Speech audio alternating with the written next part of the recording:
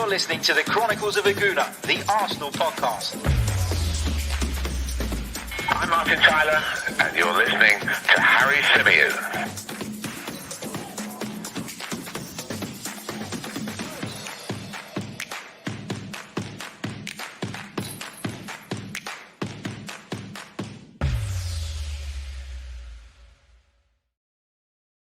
Hello and welcome back to another live edition of the Chronicles of a Gooner, the Arsenal podcast brought to you by 90 Min. As ever, I'm your host Harry Symeou, and on this edition we're going to be discussing the latest with regards to Granit Xhaka's injury.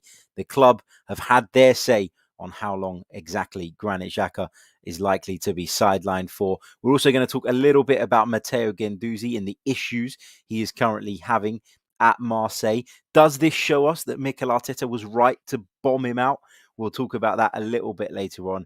We'll also be touching on how we're going to cope with Granit Xhaka's injury. We're going to be talking about Ian McGarry's claims about how Mikel Arteta turned things around at the Emirates Stadium. And we're going to be quickly touching on an update regarding Miguel Aziz, who is, of course, currently on loan at Portsmouth. Big hello to everybody in the live chat. Hope you are all good. Hope you are all well. I hope you're enjoying what probably looks like it's going to be the last bit of sunshine we're going to get here in London for the next sort of few weeks. If you are based somewhere sunnier, somewhere hotter, then I envy you. That is the truth. But big hello to everybody, wherever it is that you're joining us from. I want to start off by saying a massive welcome to Mr. Joe Kerr, who has signed up to become a YouTube member. If you'd like to do that, if you'd like to support the podcast, you can do so by clicking on the link in the description or clicking on the join button below the video if you are watching us on your computer. If you click on that, it will take you to the membership page. You can choose which tier of membership you'd like to sign up to, and we'd love to have you. You also get access, of course, to our Discord server, which is for members only. And there's always some great discussion, great debates going on in there. And we've built a little bit of a family. So great to see so many of you in there. And Joe, you are the latest addition to the Chronicles of a Gooner family. So a big welcome to you. Right, I think there's only one place to start today, and that is with regards to Granit Xhaka. Now, as you can see from the headline across the bottom of your screens, Granit Xhaka has been ruled out until the new year. This is what the club had to say earlier on today. They said further to injuring his right knee during Sunday's match against Tottenham Hotspur, assessments and scans have confirmed that Granit Xhaka has suffered a significant injury to his medial knee ligament. A specialist consultation took place in London on Tuesday evening, which has determined that Granit does not require surgery. Granit's recovery and rehabilitation program will start immediately, and we are aiming for him to be back in action in approximately 3 months. Everyone at the club will now be supporting and working hard with Granit to get him back on the pitch as soon as possible. Now, one of the things I've taken issue with around this whole Granit Xhaka thing over the last kind of 24 hours, since we kind of got that feeling that this was going to be a bad injury. I think some of us, when we heard the initial sort of estimate yesterday, which was 6 to 8 weeks, were thinking, actually, it could be worse. But the fact that he's now going to be out for, what could be 12 weeks is obviously a worry. It's obviously a concern. I saw some Arsenal fans kind of making a bit of a laugh and joke about it, making a bit of a song and dance about it, because we know that Granit Xhaka is not the most popular figure at Arsenal among the wider fan base. And I really, really take issue with that.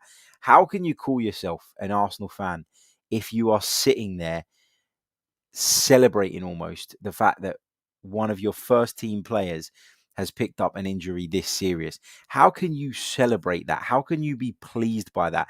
Can you try and look at it with a little bit of a silver lining and say, well, I do believe that Albert Sambi Lokonga is the future of Arsenal, and therefore, although this is very unfortunate, very sad, very disappointing, the silver lining is that perhaps Lokonga will get that game time that he needs to really step up a level. Yeah, maybe. You can look at it that way, and I don't have an issue with that. But to sit there and say, oh, I don't want him in the team anyway, good, I'm glad he's out. I just think that's pathetic. And I'm ashamed that we have so-called fans within our fan base that make comments like that and that would celebrate something like this. Granit Xhaka, whether you like it or not, is a very, very important part of this squad. He was out for 3 games. He walked straight back into the side. Because Mikel Arteta trusts him and because Mikel Arteta felt he was the best man for the job. And he did not disappoint. I thought he did his job incredibly well. Was he Arsenal's best player at the weekend? No. No, I don't think he was, but he was good. He was solid. He did everything that the manager asked of him. And I talked about it a lot in a tactical analysis show that we put out yesterday. Actually, Granit Xhaka's positional discipline is, in my opinion, is what allows Thomas Partey to have games like he did at the weekend. Yes, Thomas Partey is a fantastic player, but you need that basis upon which you can then go and do what it is you want to do, whether that be step out of the midfield a little bit more aggressively when trying to make interceptions, whether that be a little bit more aggressive in your forward runs. So I think that Granit Xhaka complements Thomas Partey very, very well. And look, we're in a place now where I think the fact that we didn't sign an experienced central midfielder in the summer could now bite us in the arse. I constantly was beating that drum throughout the summer. I kept saying, for me, that was one of the big priorities. We didn't do it. We kept Granit Xhaka, but we were always one injury away from having to take a huge risk. And I think that Sambi Lokonga, and I hope I'm proven wrong, is, in Mikel Arteta's mind at least, not quite ready yet to play every single week. I think some of his recent team selections have shown that he feels that way as well. And I think what you will probably see in certain fixtures, not every fixture, but I think what you will see quite a bit now is I think you'll probably see one of Emil Smith-Rowe or one of Martin Odegaard play in a slightly deeper midfield position like they did against Burnley, like they did a little bit against Manchester City, although that one went tits up. But I think that you're going to see that a lot more than Mikel Arteta throwing Sambi in every single week. And I don't know that, I'm guessing that, but based on what I've seen of Mikel's selections in the last few weeks and how I think he values certain players and how he rates certain players, I imagine that there will be fixtures where Sambi plays, and we do play that 4-2-3-1 alongside Thomas Partey, but I think there will be fixtures, especially at home, especially against some of the so-called weaker sides where we want to play a little bit more on the front foot. I do think you'll see Odegaard or Smith-Rowe drop into that slightly deeper role, and Thomas Partey being the lone kind of defensive midfielder.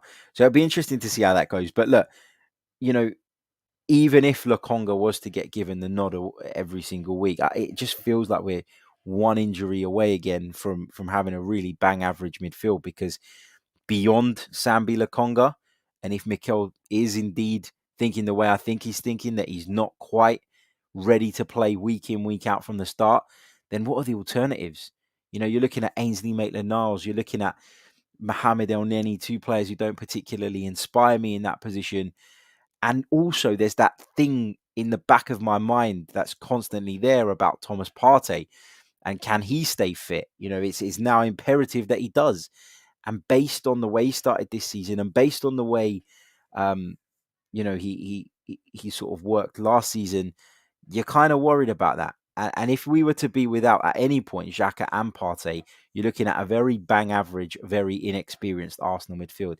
And it's really, really frustrating that this injury's come about now when it feels as though we were starting to turn the corner. We picked up some really positive results. The Tottenham performance was as good as we've seen Arsenal play, probably under Mikel Arteta.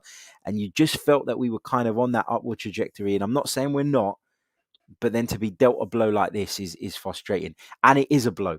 Contrary to what some Arsenal fans out there will tell you, contrary to their opinions on Granit Xhaka and his limitations, losing one of our most experienced and key first teamers is a huge, huge blow. And I'm really disappointed, and I'm really concerned about how it is we are going to accommodate that now between now and the new year. Because I'm not 100% sure of this, but off the top of my head, I think it's probably about 16 Premier League games now that we're going to be without him for, which is a lot. It is a lot.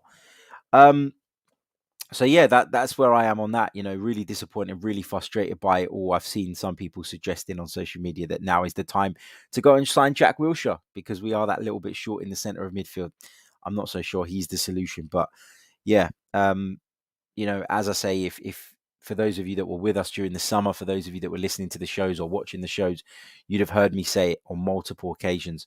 The fact that we haven't brought another experienced central midfielder in could come to bite us in the arse, because we were always just one injury away from having to rely on kids, and one injury away from having to rely on inexperience. And for me, we talk a lot about this new core and this new team that we are building.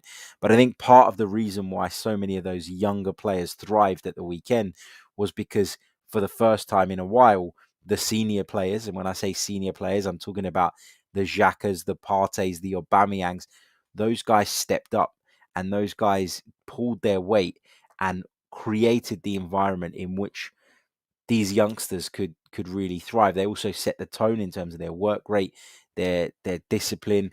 So yeah, really, really disappointed by this, and it's impossible for me to kind of hide my emotion on that. I know that that's an unpopular opinion. I know that there are people out there who are delighted that Granit Xhaka is not in contention now to play at Brighton on Saturday, for example. But for me, there's no positive way of looking at this. Um, you know, could it prove in the long term to be something that was the making of Sambi Lokonga at Arsenal? Maybe, but that's not a guarantee. That is, a hope, a hope for a positive that might come out of the back of what is undoubtedly a massive negative. So that's the latest on Granit Xhaka. He's out until the new year. He's expected to return to action in around about 3 months' time. Just to recap, no surgery is necessary, but he has suffered a injury. A significant injury is how the club have put it, to his medial knee ligament. So we move on, and we're going to talk about another midfielder, this time one who is currently owned by the club, but is currently out on loan with Marseille. And that is, of course, Matteo Guendouzi. Now, Matteo Guendouzi, he's a player who has caused a lot of back and forth amongst the fan base in the last sort of couple of years since Mikel Arteta's taken over the job. It's clear that the two don't see eye to eye. It's clear that Mikel Arteta's not been best pleased with his attitude, with the way he conducts himself. They've obviously had words. Matteo Guendouzi was left out after that game at Brighton. And it's kind of poetic, isn't it, that the weekend we're going to travel to Brighton, which was ultimately the game that Matteo Guendouzi got or saw his Arsenal career completely kind of dissipate, is on the horizon at a time where he's all obviously having problems now at Marseille. So what exactly has happened between Matteo Guendouzi and some of his teammates? Well, Guendouzi, you could visibly see, had a bit of a clash with Gerson at Marseille during their defeat to Lens at the weekend. Now, Gerson didn't run enough in Matteo Guendouzi's opinion. There are reports that a lot of the Marseille fans feel this way about Gerson, that he isn't somebody who warrants his place in the team. But George Sampaoli picks him, and it is what it is. But Matteo Guendouzi, after they conceded their second goal, took it upon himself to literally run up to Gerson and basically, to put it in polite terms, told him, "Why the hell aren't you running? Like, when are you going to start running?"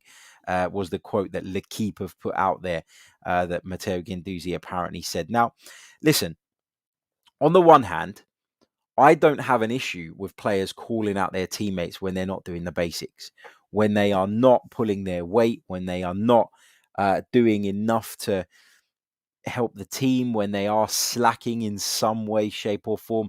I actually like the fact that Matteo Guendouzi has the balls and the confidence to call some of that out.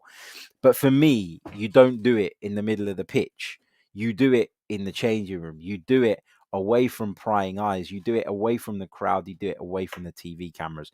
Because for me, it just creates unhelpful narratives and unhelpful stories about the team spirit within the camp. Now, is Matteo Guendouzi someone that wears his emotions on his sleeve? Yes. And when he first came to Arsenal Football Club, a lot of us were like, wow, we haven't seen this in such a long time. But I think the way Zephyr puts this in the chat is the perfect way to describe Matteo Guendouzi. And I think this is a spot on comment. I agree with this completely. He says Guendouzi is a passion merchant. Agreed. Completely agreed. And he thinks that if he is this passion merchant, if he does explode, if he does G up the crowd, if he does beat his chest, if he does go into hard tackles, if he does give off this impression of himself as this really committed and this really committed footballer with a desire to get to the very top, that it covers some of his shortcomings. And he's got a lot of shortcomings. He's by no means a complete midfielder, Matteo Guendouzi. I don't think his passing's great. I don't think his positional play is great. I think when we were doing the podcast during his time at Arsenal under Unai Emery, we constantly highlighted that he was being positionally exposed, in the sense of he was pulling out left and right because he was getting sucked into situations, letting his kind of heart take him to places that his head should have been telling him he can't go. And he didn't do that. He never managed to curb that. He never managed to control that kind of emotional overload, which means that he then makes rash decisions. And look, if you're on a football pitch, if you're playing for Paris Saint-Germain and you don't run back, and Lionel Messi comes and gives you a bollocking about what it is you've just done, and your kind of lack of desire to work hard and put in the yards, you kind of look at it and you go, well, Lionel Messi's telling me, maybe I disagree with him, but Lionel Messi has earned that right because he's a top footballer to come and tell me what I've done. Equally, though, Lionel Messi would not do that on the pitch. Lionel Messi would do it behind the scenes. Lionel Messi would do it in the changing room, or you'd like to think that any top professional would see it that way. But Matteo Guendouzi isn't pulling up any trees.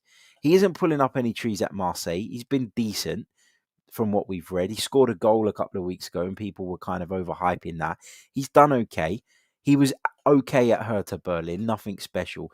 But when you look at the issues that Matteo Guendouzi keeps having, when it comes to kind of teammates and managers and his general relationship with his colleagues, you have to start to think, whether you agree with Mikel Arteta moving him out or not, that the Spaniard has a point.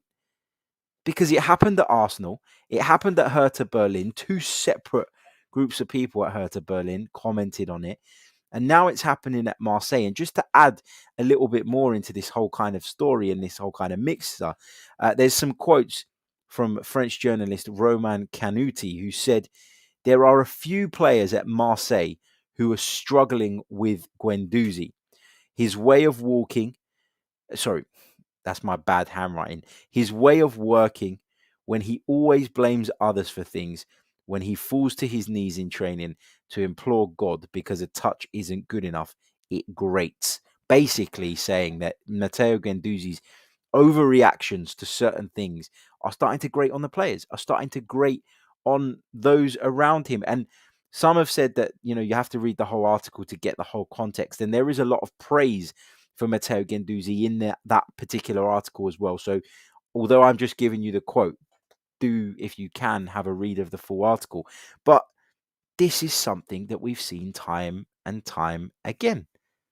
Time and time again. So there has to be an issue here. And listen, Inter says, in response to my point about, a top professional kind of having more of a right to do that, to go up to someone and berate them.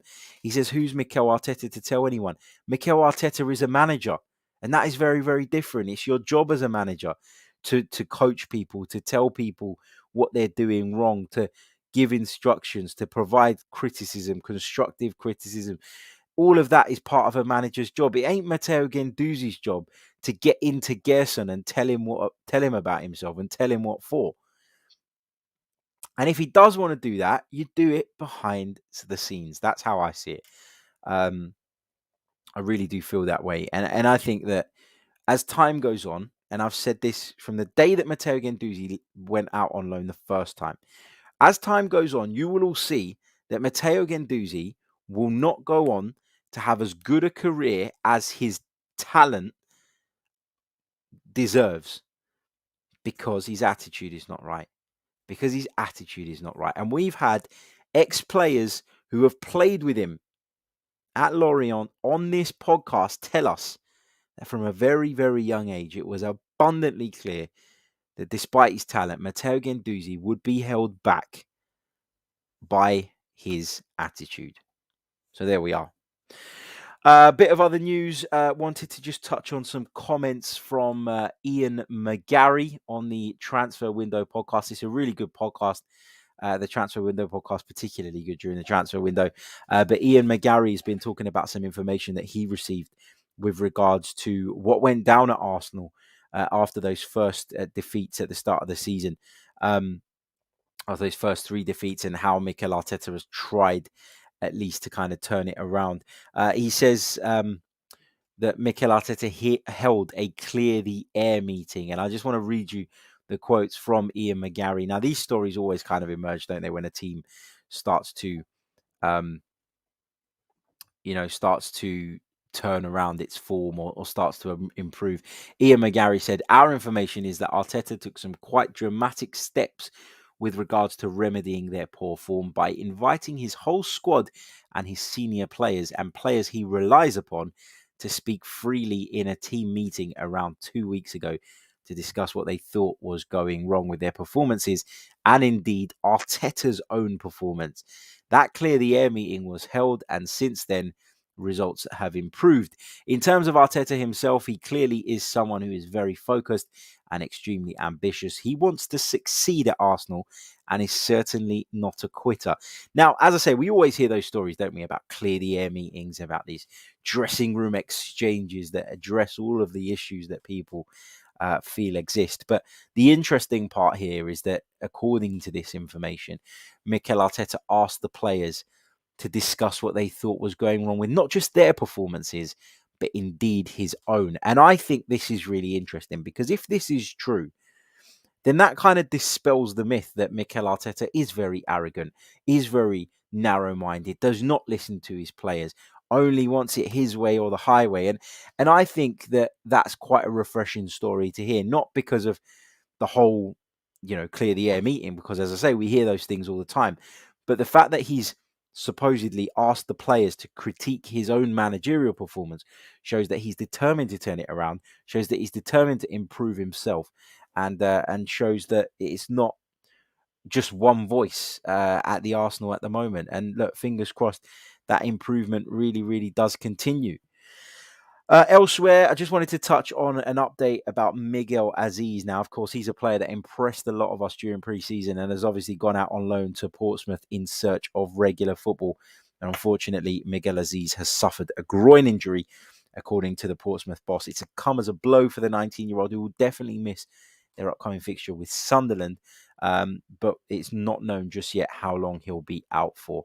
So, yeah, big blow that for Miguel Aziz. He's gone there to play football, and anything that kind of denies him doing that really does feel like rotten luck on the 19-year-old's part. But we wish him a speedy recovery, and we hope he gets back to full fitness so that he can get out there, get those minutes under his belt, hopefully improve and come back to the Arsenal one day a much better player.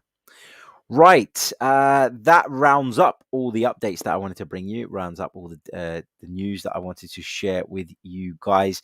Get a couple of your questions in. I've got around about 6 or 7 minutes before I've got a dash, but I will take a couple of your questions. I will take some of your thoughts. Stephen Grant on the whole Guendouzi thing. He says Guendouzi is insecure in himself, which is why he kicks off. He isn't as good as many make out, agree. He just catches the eye because of his hair. Again, to a degree, I agree with that. I do think that you notice a player like that, don't you, with that flopping hair kind of running about. So I do kind of get that to a degree. But he says he's a below average footballer, in my opinion. I think he's an average footballer. But I don't think he's anything more than that. I think he has a lot of the raw attributes that tell me he's got the potential to go on and be a very good and effective footballer. But unfortunately, his head ain't right.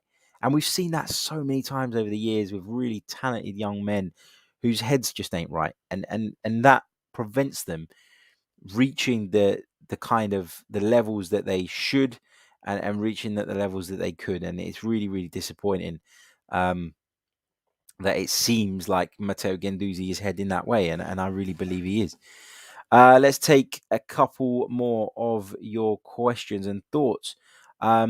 John Daly says, with Xhaka out African Cup of Nations puts us very short. I'm starting to panic. Yeah, of course, because Thomas Partey and Mohamed El Neni are both going to be, or likely to be, at least from what we can tell now, participating in that competition, and it does leave us short. I guess the only saving grace is that when the January window opens, we may be able to add someone to hopefully put that right. But it is a big issue, and you'd hope by then that Granit Xhaka will be at least close to returning. But look, with an injury like this, with a medial knee ligament injury, you've got to accept that even if Granit Xhaka is past fit to play by the medics, it might take him a bit of time to get up to the level that he needs to be at to get him back up to speed. So, yeah, I think you're right to panic, John. And again, just re-emphasizing the point I made earlier on, it's why I've been incredibly frustrated by the fact that we didn't bring in another central midfielder. There was a lot of talk about different positions, and I agree all of those positions needed addressing, but this one for me was a real standout one because we were only ever one injury away from this, and it's worrying. Lots of similar kind of questions. Halo questioning how Arsenal will cope without Xhaka for over 3 months. He says Arsenal are not very strong in the midfield as it is. Sport Genius says, Harry, we need that type of intensity from Guendouzi. I'm tired of our team being soft. Guendouzi would give them a kick in the you-know-what. See, I think we did see that intensity from Arsenal at the weekend. And I think now we're getting that accountability in those players that do G people up and go around the pitch and make noise and are very vocal. But we're getting it in a different way. And I think we're getting it in a more positive way, in a more respectful way that your teammates are more likely to respond to. Aaron Ramsdale is the perfect example of someone with that desire to win, with that hunger, with that real personality and character, but who doesn't cross the line in terms of disrespecting his teammates. And I think you've seen his teammates respond to that. I think that Martin Odegaard has been a very vocal leader. Although you don't think it to look at him, he definitely has brought that to the table. Pierre-Emerick Aubameyang, we know he's not captain material in some people's eyes in terms of the way he communicates. But if he plays like he did at the weekend and leads by example, that's enough. And this is what I'm saying, this squad has undergone a major overhaul, and we've brought in 6 players. That's more than 50% of a team. We've brought in 6 players to come in and change things. We've let players go, and we're now in a place where the dynamic of the squad is very, very different. And I think you can get all of those things that you're talking about Guendouzi bringing to the table in a very different and a more positive way and a more productive way. And I think we'll get that now. I really do. Let's see what else we've got. Junior Gunner says Guendouzi has the Nasri attitude, but half the talent. Completely agree. Samir Nasri, I didn't like the way he left the club, and I was really disappointed with the way he handled himself later on. But there's no denying his talent. Can't say the same about Matteo Guendouzi, though, to be honest. Don Saki says Guendouzi didn't disrespect his teammates.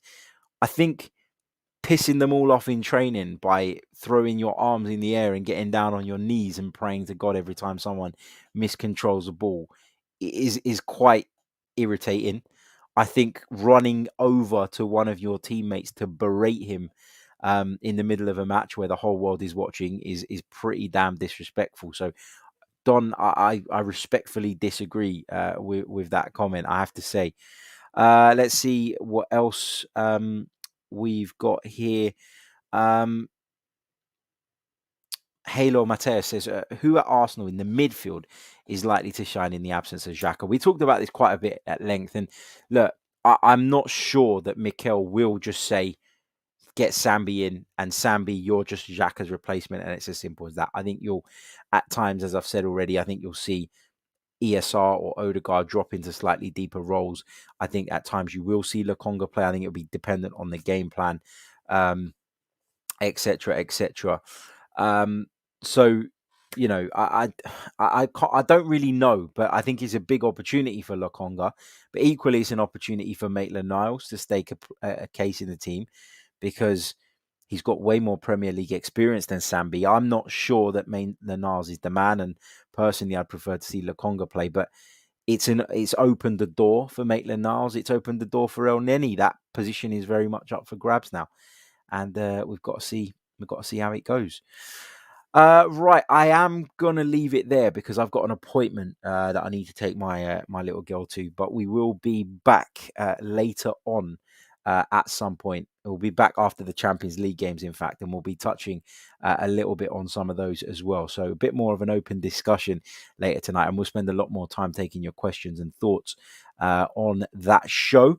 Don't forget to hit the like button if you haven't already. In fact, let's check in where we are in terms of likes, because I can see there are currently over 200 of you watching us across the multiple platforms.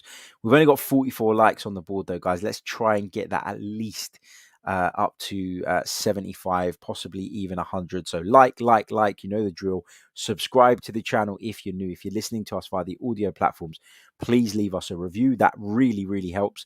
And we'll be back later on with some more Arsenal and football related content. Until then, take care.